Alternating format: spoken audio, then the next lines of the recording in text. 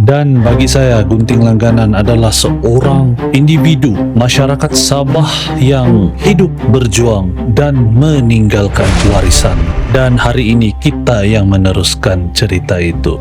Ramai yang kenal dengan nama Gunting apabila kita sebut tentang Gunung Kinabalu, guys. Tapi ramai yang tidak tahu di sebalik nama itu, di sebalik legenda tersebut, mungkin wujud seorang manusia sebenar. Namanya Gunting Langganan. Seorang maling gunung yang kisahnya menjadi legenda, berubah menjadi mitos di Sabah, di Gunung Kinabalu.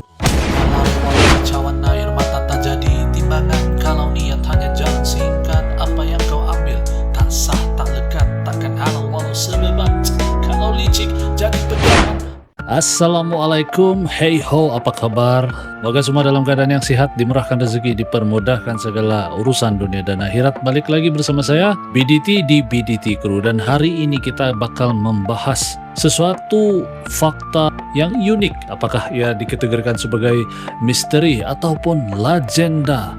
Sebuah legenda Sabah yang perlu semua generasi untuk mengetahuinya. Menurut cerita tempatan yang diturunkan secara lisan, Gunting Langganan adalah seorang malim gunung yang terawal menjelajah atau menerokai Gunung Kinabalu. Pada zaman dulu, laluan belum dibuka dan laluan belum lagi begitu bersih seperti yang sekarang. Tidak ada sistem keselamatan modern dan pendakian yang sepenuhnya bergantung kepada pengalaman malim. Nah, malim seperti Gunting tahu setiap laluan, tahu setiap perubahan cuaca yang ada, dan yang pasti menjaga keselamatan pendaki, guys. Dalam arti kata lain, guys, mereka adalah wira awal Gunung Kinabalu. Namun seperti banyak kisah lama, guys, sempadan antara sejarah dan legenda mula kabur. Ada pelbagai jenis cerita versi daripada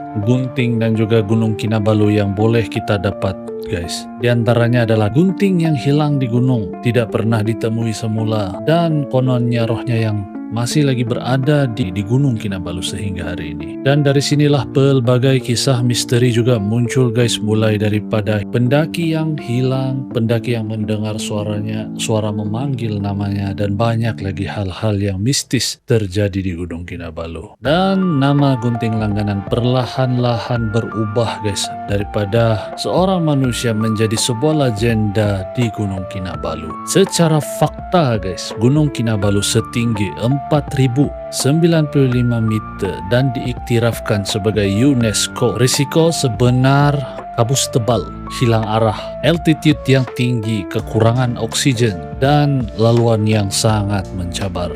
Yes, pendaki sesat memang pernah terjadi. Jadi apa yang dianggap keras ini mungkin juga realiti alam yang keras. Tapi guys, legenda tetap hidup karena, guys, pengalaman manusia itu tidak selalu logik. Dan bagi masyarakat Kadazan Dusun, Gunung Kinabalu adalah tempat yang begitu suci. Legenda seperti Gunting Langganan bukan sekadar cerita masyarakat setempat dan juga bukan mitos sembarangan. Tapi kalau menurut pandangan saya, guys, ini adalah cara untuk menghormati, cara masyarakat mengajar hormat, cara menjaga hubungan antara manusia dan alam. Ini adalah warisan budaya yang tidak ternilai, guys. Dan pada tahun 2015, guys, satu sejarah hitam berlaku di mana terjadinya gempa bumi terbesar di Gunung Kinabalu, guys. Kalau secara sains, gempa bumi, namun dalam naratif budaya, ia mengingatkan manusia bahwa alam ini tidak boleh dicabar,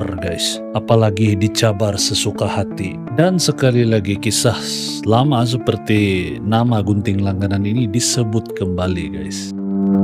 Gunting Langganan wujud sebagai satu individu, sebagai malim, sebagai legenda dan simbol untuk satu perkara, guys, keberanian orang Sabah dari dulu lagi. Dan hari ini Gunung Kinabalu ini bukan sekadar gunung biasa. Gunung Kinabalu adalah identiti untuk masyarakat Sabah.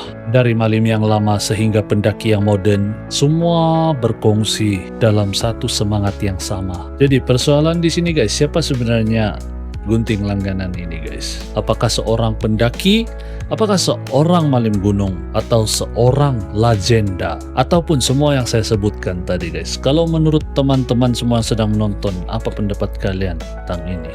Yang pasti apa yang saya baru bawakan untuk kawan-kawan semua ini bukan satu hoax ataupun satu perkara yang dibikin-bikin. Dia adalah satu cerita masyarakat di Sabah ini yang sudah dari dulu sampai sekarang kita dengar.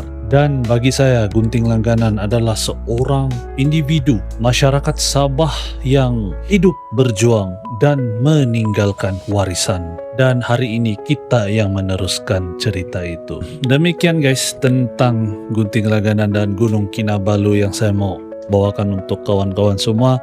Dan buat kawan-kawan semua yang menonton, apa pendapat kalian tentang Gunung Kinabalu? Apakah kalian sudah pernah mendaki Gunung Kinabalu? Dan kongsikan pengalaman kawan-kawan dalam video ruang kolom komentar di bawah. Moga terhibur dan moga video ini membawa manfaat untuk semua, memberi edukasi, dan yang paling penting guys, memberi hiburan.